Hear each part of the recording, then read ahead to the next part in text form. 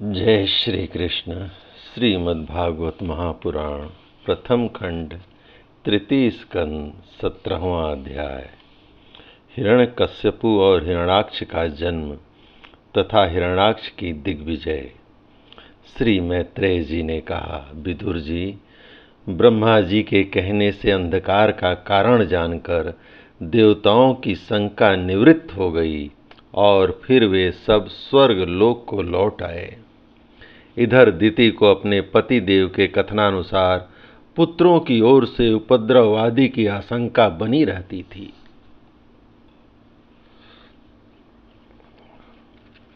इसलिए जब पूरे 100 वर्ष बीत गए तब उस साध्वी ने 2 यमज अर्थात जुड़वे पुत्र उत्पन्न किए।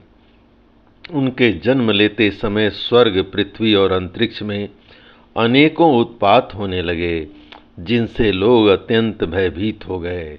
जहाँ तहाँ पृथ्वी और पर्वत कांपने लगे, सब दिशाओं में दाह होने लगा, जगह जगह उल्कापात होने लगा, बिजलियां गिरने लगीं और आकाश में अनिष्ट सूचक धूमकेतु दिखाई देने लगे। बार बार साएं साएं करती और बड़े बड़े वृक्षों को उखाड़ती हुई बड़ी विकट और असह्य वायु चलने लगी। उस समय आंधी उसकी सेना और उड़ती हुई धूल ध्वजा के समान जान पड़ती थी। बिजली जोर जोर से चमककर मानो खिलखिला रही थी। घटाओं ने ऐसा सघन रूप धारण किया कि सूर्य, चंद्र आदि ग्रहों के लुप्त हो जाने से आकाश में गहरा अंधेरा छा गया। उस समय कहीं कुछ भी दिखाई न देता था।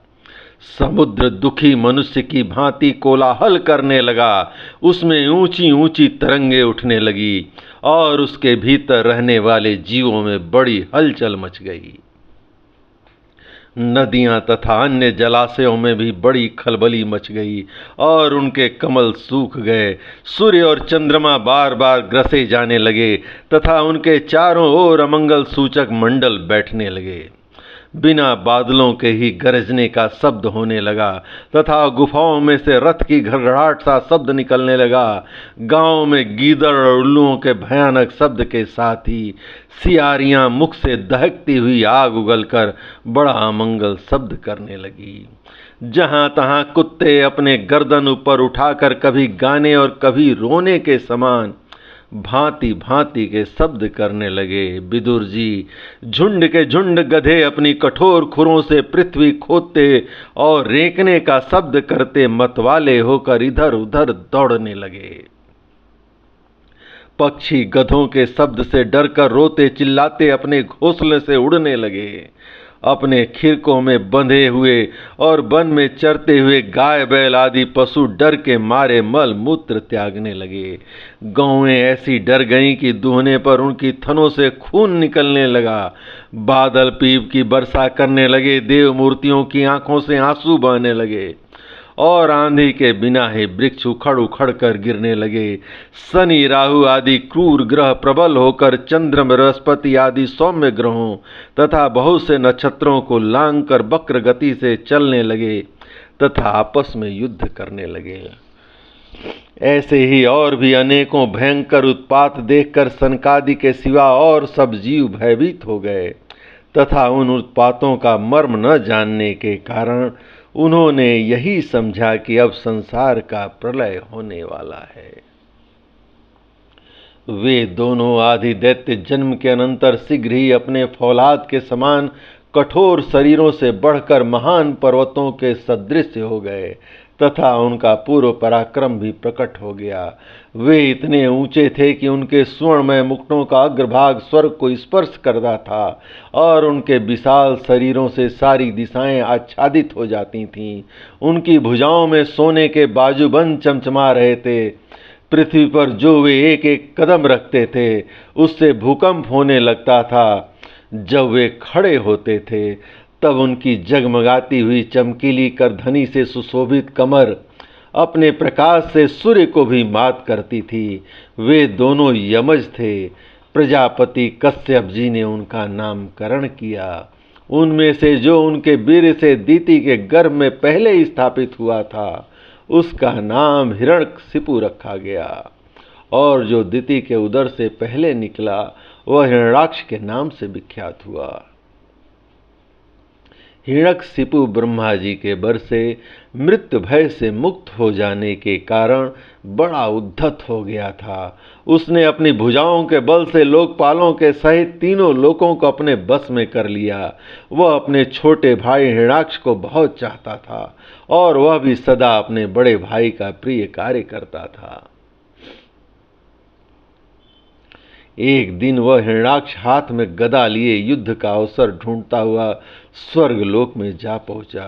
उसका वेग बड़ा असह्य था। उसके पैरों में सोने के नुपुरों की झनकार हो रही थी, गले में विजय सूचक माला धारण की हुई थी और कंधे पर विशाल गदा रखी हुई थी। उसके मनोबल, शारीरिक बल तथा ब्रह्मा जी के बर ने उसे मतवाला कर रखा था, इसलिए सर्वथा निरंकुश और निर्भय हो रहा था। उसे देखकर देवता लोग डर के मारे वैसे ही जहां तहां छिप गए, जैसे गरुड़ के डर से सांप छिप जाता है। जब दैत्यराज हिरण्याक्ष ने देखा कि मेरे तेज के सामने बड़े बड़े गर्वीले इंद्रादि देवता भी छिप गए हैं, तब उन्हें अपने सामने न देखकर वह बार बार भयंकर गर्जना करने लगा।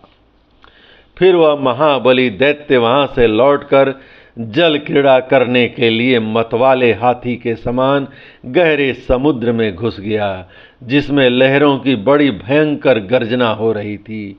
ज्यों ही उसने समुद्र में पैर रखा कि डर के मारे वरुण के सैनिक जलचर जीव हकबका गए और किसी प्रकार की छेड़छाड़ न करने पर भी वे उसकी धाक से ही घबराकर बहुत दूर भाग गए। महाबली हिरण्याक्ष अनेक वर्षों तक समुद्र में ही घूमता और सामने किसी प्रतिपक्षी को न पाकर बार बार वायु वेग से उठी हुई उसकी प्रचंड तरंगों पर ही अपनी लोहमयी गदा को आजमाता रहा। इस प्रकार घूमते घूमते वह वरुण की राजधानी विभावरीपुरी में जा पहुंचा। वहां पाताल लोक के स्वामी जलचरों के अधिपति वरुण जी को देखकर उसने उनकी हंसी उड़ाते हुए नीच मनुष्य की भांति प्रणाम किया और कुछ मुस्कुराते हुए व्यंग से कहा, महाराज मुझे युद्ध की भिक्षा दीजिए। प्रभु आप तो लोकपालक राजा और बड़े कीर्तिशाली हैं। जो लोग अपने को बांका वीर समझते थे उनके वीर मद को भी आप चूड़ कर चुके हैं और पहले एक बार आपने संसार के समस्त दैत्य दानवों को जीतकर राजसूय यज्ञ भी किया था। उस मदोन्मत्त शत्रु के इस प्रकार बहुत उपहास करने से भगवान वरुण को क्रोध तो बहुत आया, किंतु अपने बुद्धि बल से वे उसे पी गए और बदले में उससे कहने लगे, भाई हमें तो अब युद्धादि का कोई चाव नहीं रह गया। भगवान पुराण पुरुष के सिवा हमें और कोई ऐसा दिखता भी नहीं जो तुम जैसे रणकुशल वीर को युद्ध में संतुष्ट कर सके। दैत्यराज तुम उन्हीं के पास जाओ, वे ही तुम्हारी कामना पूरी करेंगे। तुम जैसे वीर उन्हीं का गुणगान किया करते हैं।